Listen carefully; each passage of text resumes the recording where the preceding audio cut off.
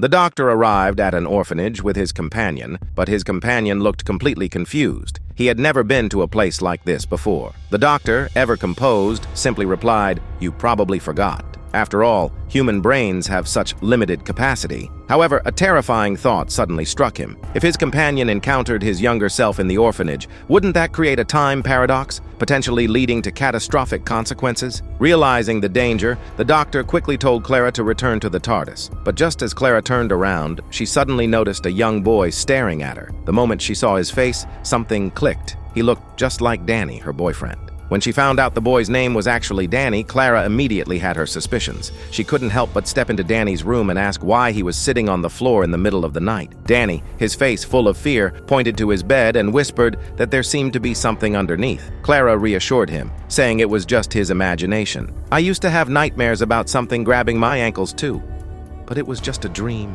As she spoke, Clara crawled under the bed, hoping to show Danny there was nothing to be afraid of. With Clara's encouragement, Danny felt a little more at ease, but just then, the bed suddenly sank downward as if something unknown had just sat on it. Clara immediately felt a chill run down her spine, but simply waiting in fear wasn't an option. Clenching her jaw, Clara quickly crawled out, only to freeze in shock. There was something strange sitting on the bed, draped in a red fuzzy blanket. Clara looked around in confusion, her mind racing to figure out what it was. She forced herself to stay calm and reassured Danny, saying it was probably just a prank. But the next second, the thing under the blanket began to rise slowly. Just as Clara stood there, stunned, the doctor suddenly appeared and asked Danny, "Are you scared?" Seeing that Danny remained silent, the doctor continued, "Fear is actually a good thing. It speeds up the flow of blood and oxygen to the brain. Fear makes you run faster, punch harder, and even perceive time more slowly. Fear is your superpower. But that creature, whatever it was, felt no fear, and that made it more fragile than them." Finishing his words, the doctor turned away and ordered the creature to leave.